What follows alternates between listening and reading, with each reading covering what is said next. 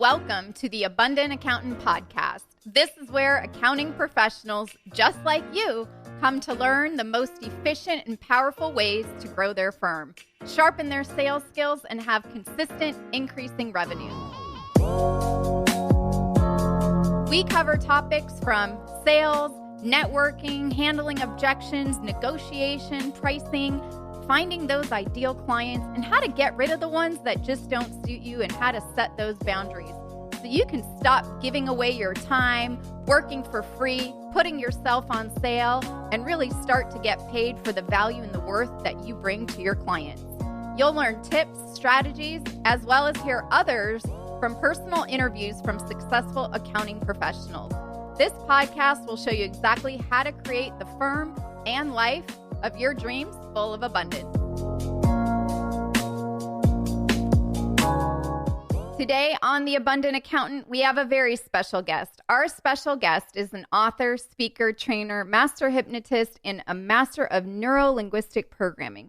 For the past 30 years, he's taught tens of thousands of people the power of language to persuade, influence, sell, heal, and turn stumbling blocks into stepping stones.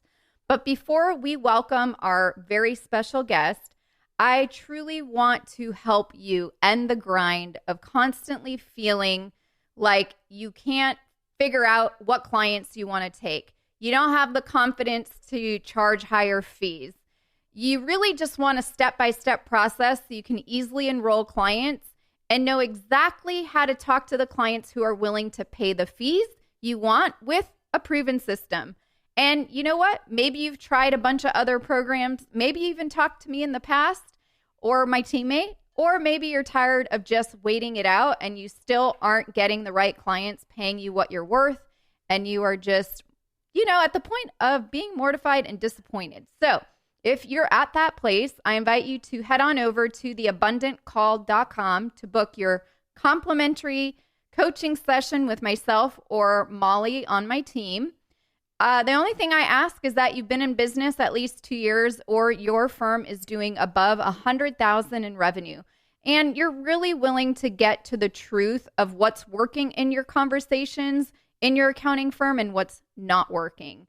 So again, I invite you to head on over to theabundantcall.com to book your appointment. And now let's welcome Paul to the show. Welcome to the show, Paul. Thank you, Michelle. It's always a pleasure to be speaking to you. You are an amazing genius. And of course, I always love addressing your audience who are going to recognize you're learning so much today. Yes. And I'm very happy to be here with you today talking about a very important topic. And I think a lot of accountants, including sometimes myself, we get in our own way. And I hear this a lot from a lot of the accountants who I work with. Like, I'm the one who's in my own way. My old stuff from my past isn't allowing me to charge the fees that I want. My old stuff from my past is, I feel like I have to always put myself on sale because I can't afford to turn away clients. So basically today we're talking about the radical art of getting out of your own way. But before we start, Paul, can you just give a real brief 30-second to a minute bio about you, which I already have done, but I always think it's best to come from you. So they understand your background in sales, in everything, NLP and everything else. Sure. So I am an author of an amazing book, Subtle Words That Sell. I've been studying and teaching hypnosis and neurolinguistic programming, which is fundamentally the study of how language structures our consciousness, shapes our beliefs, and drives our behavior. And we'll circle back to beliefs because so many accountants are getting in their own way because of their limiting beliefs. And I've been teaching the application of this to sales for 30 years. And also, I'm a former dating coach. I learned a lot about selling through dating because a date is essentially a sale and a sale is essentially a date. Got it. Okay. Well, I just am so excited to have you here. You've been on the show before. If you want to catch some of the past episodes with Ross, you can head on over to past episodes in Apple Podcasts or Google, or even on my website, theabundantaccountant.com. So let's dive into today's episode with talking about getting out of our own way. So And maybe today, Paul, could you share even some personal stories that you've overcome when you've been in your own way? Because I know that you've had a challenge with that. And myself and all of our listeners, because I hear it all the time, we love storytelling. So the more stories we can talk about, we will be helping you, though, learn 3 ways to get out of your own way. And if it's appropriate, I'll share how I get out of my own way and things that you can implement. So I know you're all listening with your yellow notepads or legal pads. So grab your yellow notepad, grab a pen, and here we go. So what would be the first thing that an accountant should do to get out of their own way? Well, first and foremost, the best way to avoid a trap, whether it's a trap in your beliefs or a trap in ineffective behavior, is to know that it's there. And I like to talk about a story from my own life, if I can tell it, from when I was a little boy, because it contains a really great metaphor and explains the structure of how people fundamentally get in their own way. May I share this story? Yes. So I'm of the Jewish faith, and when I was 8 years old, we of course celebrated Hanukkah. It's a minor holiday, but the tradition is to give gifts for each night for 8 nights. Well, my sister Anita bought my little brother Stevie a toy robot. Now, I like to destroy toys back when I was a kid because my way of learning about things, and still to this day, is to break them apart. And I was talking to Steve the other night on the phone. He said, I've finally gotten over the trauma, and I do forgive you, Paul. Anyway, my sister Anita bought him a toy robot, and of course I had to play with it first and break it. So back then, you have to understand, this was 1966. Robots could do 3 things. You could make him go forward, you can make him go backwards, and you can make the lights in their eyes blink. Being an inquisitive little, and this is a psychological term, it's in the DSM-4, the Diagnostic and Service Manual, for being what's known as a schmuck, I decided I was going to press forward and backwards at the same time. The robot started to, well, it's true. The robot started to shake. Blue smoke came out its butt as the wires melted, and it fell flat over. The robot had an internal conflict because I was giving it 2 equally powerful yet opposite commands at the same time. I was telling it move forward and move backwards. Right. So I think often we, particularly accountants, when we have patterns of behavior and thinking and belief and we want to go to change them, the challenge is the new ones come in conflict with the old ones. We have a part of us that wants to move backwards. It wants to say, I'm going to give away a lot of free information. No, I don't really believe I'm worth charging this, or I'm going to take on every client because I really need the money. These are the pain points, and they're based on your old beliefs. Now, when it comes time to change and you have all these positive learnings as you give them, and you give them techniques, Michelle, so you're of real service to your audience, the challenge is the old stuff is going to come up. So how do you avoid this internal conflict? And as you're listening to me, folks, if you've ever felt that changing an area in any part of your life, whether it's making money or self-actualization or self-improvement, has felt exhausting at times, this is the structure of how it happens. Not why it happens, but how. What is the recipe by which we get in our own way? Not because you have low self-esteem, whatever that means, or you're a thing called a self-sabotager. You're simply getting in your own way. And I would like to break out the structure. Tell me if I'm getting too technical here. No, this is great. We do like to keep it simple here at the Abundant Accountant podcast. So we got to make, I love the robot analogy. I think the fact that the 2 wires were crossing and you're trying to go forward and we're trying to go backwards is where the wires started to steam and break. I think a lot of us listening are like, yep, that happens to me. I want to move forward, but yet I still want to sit on the couch. I want to change my firm, and I want to bring on higher paying clients. I want to do more high level consulting work, tax consulting, tax resolution, whatever it is, but we're stuck doing, the 1040 work. We're stuck just doing basic tax returns, and we're sick of people asking us for, is that the best price you got? Is that the best deal you've got? So yeah, I think if we can unpack and break down, all right, some actionable steps, how do we get our wires not to fry and start steaming, would be great. So what's the first thing we need to do so our wires don't start steaming when we have that internal conflict of going forwards and backwards at the same time? Easy peasy, lemon squeezy. But in Okay. order to give it, I need to give one little explanation. I'm going to give you the exact 3 words that you can use to stop crossing your wires. Here's the way it works. In any battle, because I am a hypnotist, I've been dealing with the unconscious mind for 30 years, thousands and thousands of people. In any battle between your unconscious mind and your conscious mind, the unconscious mind is just going to win. So when all these stuff that's stored unconsciously comes up, you can't argue with the unconscious mind. You have to get rapport with it, just like you would get rapport with a client. So how do we get rapport with our unconscious mind and stop all this negative stuff from coming up? Simple. 3 magic words. Those words are up until now. So if you have a belief that says, I can't charge my worth, or I'm just not able to charge my worth, put the words up until now. Up until now, it was my experience that I didn't charge what I'm worth. So this way, you're not arguing with your unconscious mind. You're taking that limiting belief and you're binding it in time. You're saying it's not about the present or the future. It's just the way it was. It's just the way things happen. Up until now, it was my experience. When we make it about an experience, it's no longer about who we are. We can always change an experience. It's very hard to change your sense of identity. May I give you an example? Yes, let's hear it. Well, have you ever had a friend who is really smart and you really admire them, but they just don't think they're that intelligent? And you give them a compliment and they say, it was nothing. Or a friend who's really attractive physically and you say, you look great in that outfit. And they say, but I'm a little fat. You've had that experience. Everyone has had that experience. Well, that's an example of trying to change someone's sense of identity. Their identity says, no, I'm not, no, I'm not, no, I'm not. And speaking to you as someone who's done a tremendous amount of change work with people, it's relatively easy to change people's beliefs about their skills and their behavior. It's incredibly difficult to change people's beliefs about who they are, their sense of identity.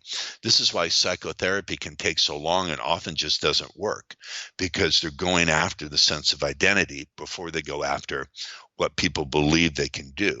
So instead of saying, when these negative beliefs come up, like I just can't charge what I'm worth, or I have to negotiate down my price, or I have to give away free information, instead of arguing with it and saying, no, I don't, you simply say, up until now, it was my experience that I didn't charge what I'm worth.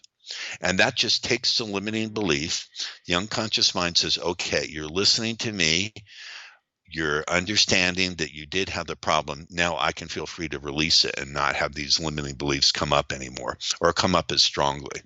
Yeah, no, that's great. And what happened? I'm just curious. So if for myself and others listening, up until now, it was my experience that I procrastinated, or up until now is my experience that I put myself on sale and gave a lot of discounts.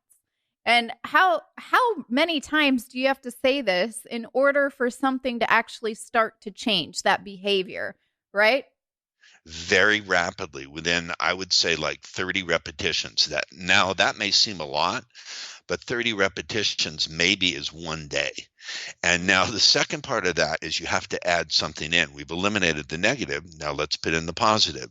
Instead of saying I am an expert at charging what I'm worth, that's a little bit of a stretch. You say, and now I claim my skill at charging what I'm worth. Remember, we don't want to aim at identity.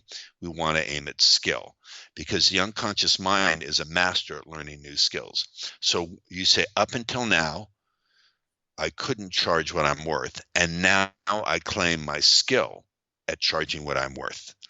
So we take the limiting belief, we take away its power through up until now, and then we tack onto it a belief about what we can learn to do.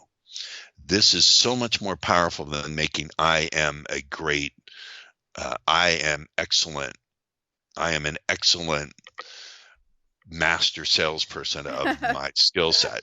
Because your unconscious mind is going to go, no, you're not. No, you're not. But if you say, and now I claim my quick learning of my powerful skills to charge what I'm worth, then it makes a tremendous change very rapidly, very quickly, like in a matter of 4 or 5 days. And if you can't take 4 or 5 days to massively turn around your thinking, then you've got another problem. Yeah, then it's time to go get a job. Okay, so I have a example that I'd like to walk through. So 2 students in my Sales Master Momentum classes are part of Profit First. So a lot of you listening probably know Mike Michalowicz and Ron and the Profit First community. And there's the thing called Profit First University, where they need to study about an hour or 2 per week to really, brush up on the skills. But someone procrastinates and never does it, okay?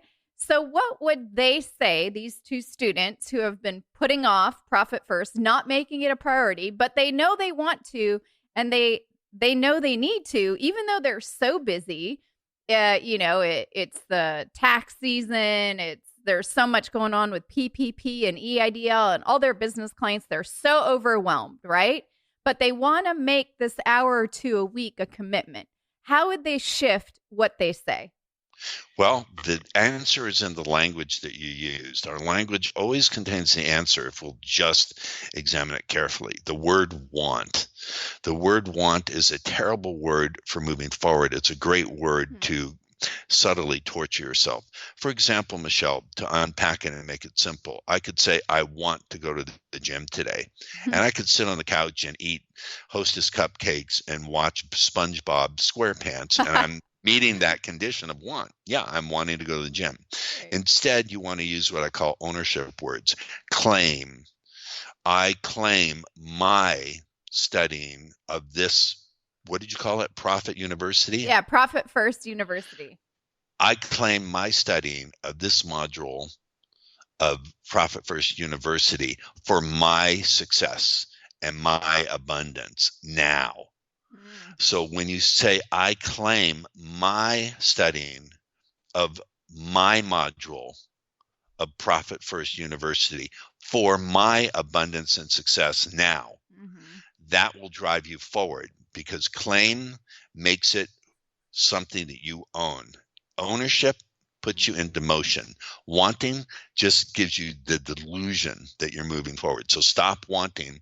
Yeah, no, that's I love that. It's just going to be a little bit of a challenge. You're going to need 30 repetitions, or Michelle's world, and from others I've heard it takes 80 to 90 for some of us who are little slow learners. Yeah, for me it's that many. Okay. Yeah, for sure. Okay, so we talked about, changing and getting rid of the word want and putting in claim, and talking about a skill set and not talking about the character, right, of the person or identity. What would be the second thing that we should be focusing on to get out of our own way? Or third thing? I'm not sure where we're at, but yeah, this would be the third thing. The third thing, and this is super subtle. I'm going to make the claim that no one else in the world of sales or self-improvement has figured this one out. And I'll unpack it by asking you a question, Michelle. Okay. How many times have you heard the piece of advice, just learn from your mistakes? Have you ever heard that piece of advice? Yes, all the time. And I've had my slew of mistakes. I call it my $2 million MBA program that I put myself through for the last decade, up until about 3 years ago. So yeah, I've learned from my mistakes. Now, does anyone specifically give you an exact process for learning from your mistakes? Do any of those people who tell you learn from your mistakes give you a process to do it? No. I think the process is don't do it again. But see, that doesn't give you anywhere to go. It's not the problem here is not a confidence or a discipline problem. It's a horrible, dare I say, forgive me, crappy learning strategy. And so what you want to do, the third way of getting out of your own way, is to be able to see what you did without gluing it back to you. Back when I used to do dating coaching, I would say, how many guys here have made a big mistake with a lady they would like to date? And every hand would go up. I'd say, how many of you have dwelt on that mistake at least 500 times? Every hand would stay up. How many have dwelt on it 1,000 times? Every hand would stay up. How many have dwelt on this while you're driving in your car or in the or eating lunch. Every hand stayed up. So humans have a natural twisted tendency to dwell on mistakes, not because you're self-torturer or you hate yourself. It's simply a bad learning strategy. Now, here's a law of the mind. Or the brain. I use them interchangeably. Let's make it the brain. The brain can't tell the difference between what you dwell on and repeat in your mind over and over and what you're programming it to do. And what you're programming it to do is the action you're going to take. So you need to be able to look at your mistakes without gluing yourself to them. And that requires that you develop a little state of what I call, and I don't want to get too technical, I'm going to keep it down to the ground so people can employ it and use it, is what I call witness consciousness, which simply means you devote a little bit of your time every day to a very simple meditation practice. I meditate. It's changed my life. When you meditate, you're able to witness what's going on without getting absorbed into it. So I teach all my clients and students a very simple, non-religious, non-spiritual meditation practice. It's just paying attention to what's going on, to breath, to sound. And over time, that will enable you to look at anything that's going on and see, first and foremost, what you did right. I teach my students, always look at what you did right first, because we live in a culture that emphasizes what's wrong. And next, ask yourself this crazy good question, which is, what would I have done differently if I had already mastered this skill? And that contacts your deep, unconscious, creative mind. So ask yourself these questions. What did I do right? What would I have done differently if I had already mastered the skill?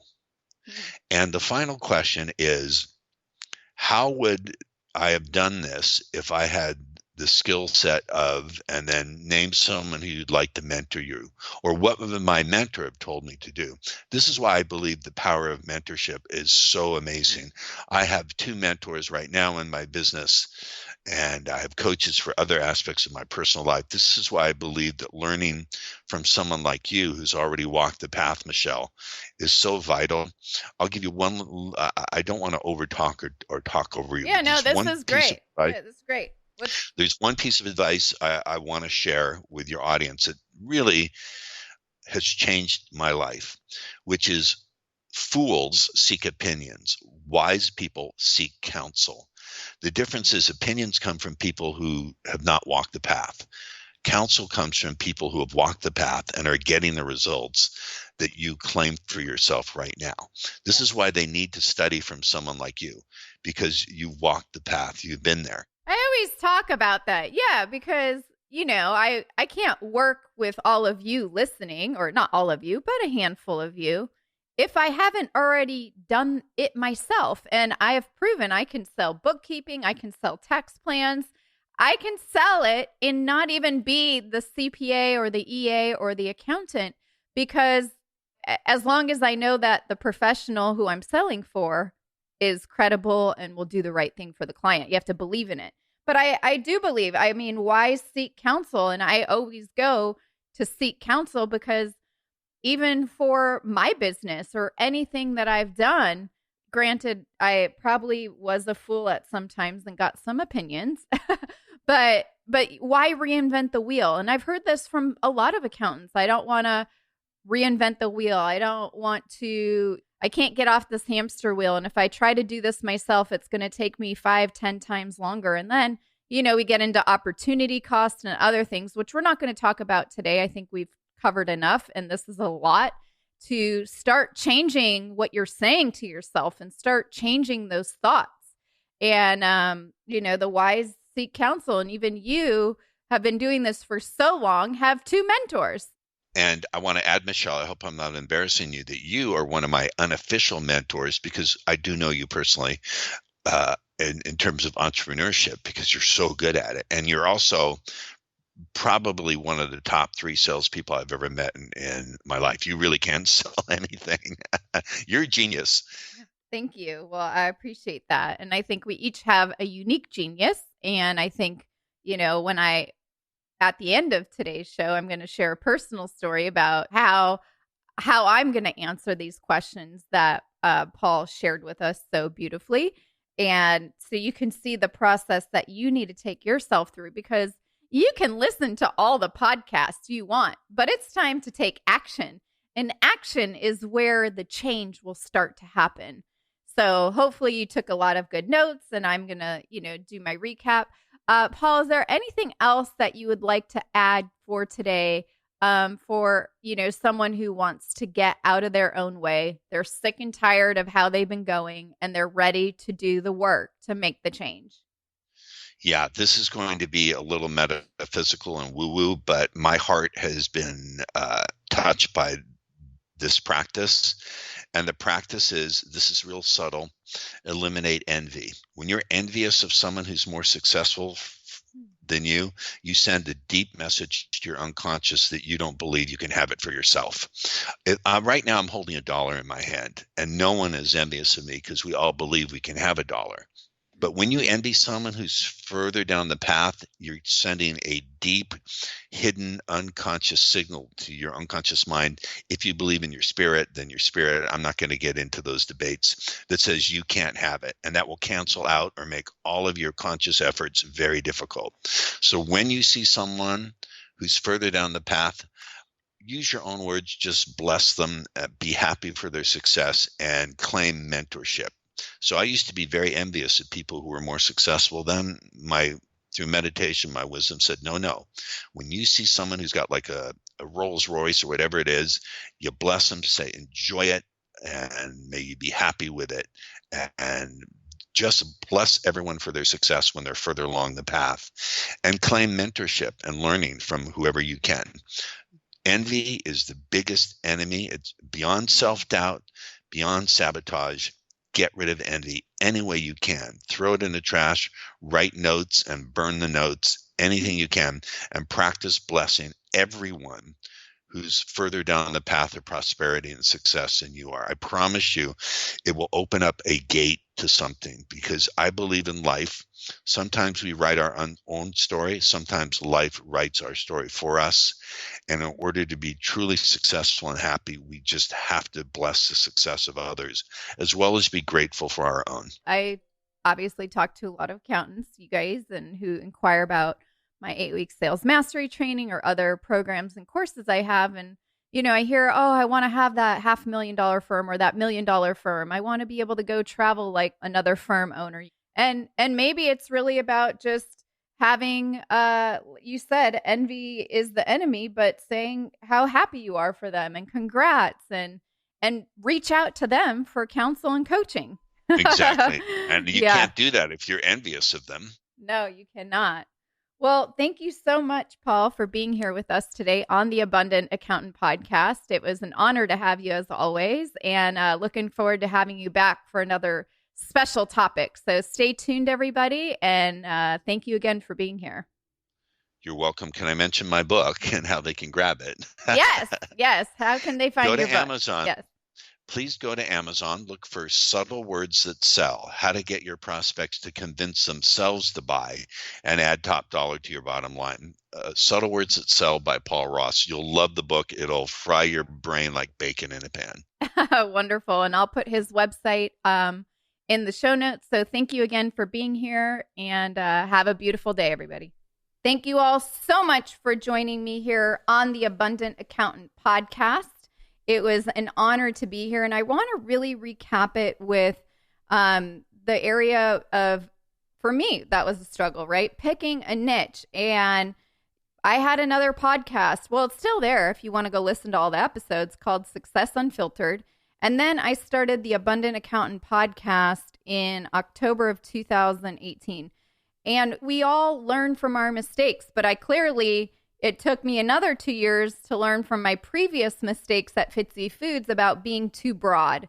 It wasn't niche enough. And then Success Unfiltered, again, wasn't niche enough. So really, there's no lesson to learn from our mistakes. It's just seeing it firsthand and claiming it, right? Making sure you own it, like you talked about today. Because when people say just learn from your mistakes, sometimes it just doesn't really happen. It takes a lot of time and a lot of mistakes to learn from it. What else did I want to say? Yeah, meditate. If you need an app, you can use an app called Calm. A bunch of people I know use that. Or there's things on YouTube. So check some of those out. Again, we can always learn from our mistakes, but at our own pace. So keep that in mind, reflect on it, wipe your hands clean, and keep it moving. Also, just a reminder, if you want to look and have a clear, maybe you want to look at the mistakes that you've made with your sales process in your firm, and you have fear that's holding you back from creating the firm and life of your dreams. And really things are not going as planned. And you might possibly see that anything is possible in the next 3 to 6 months. Then I invite you to book a call with me over at theabundantcall.com, because imagine if you had the confidence to ask for higher fees, or imagine if you actually had a strategy to raise your rates for your existing clients, not even new ones, for your existing ones, and really exactly know how to talk to clients and have them be willing to pay you the fees that you want with a proven system. So if you're open to getting to the truth of that conversation, then head on over to theabundantcall.com to have that discussion. And remember, even just like others who I've worked with, I mean, gosh, there's so many. Just so you know right now, I worked with Kate, and she earned back her investment in 1 week by taking our 8-week sales mastery training. Shauna gained the confidence in letting go of her pit of clients. How many of us fear not only charging and increasing the fees of our existing clients, but letting go of them, the ones that aren't willing to pay you the actual fees you should have charged them 2 years ago? And she also generated $11,500 in additional revenue in 8 weeks. Her video is actually on the page. So head on over to theabundantcall.com. I look forward to talking to some of you. Again, you must have been in business at least 2 years or are doing over $100,000 in revenue. So with that said, have a beautiful day. I will see you in the next episode.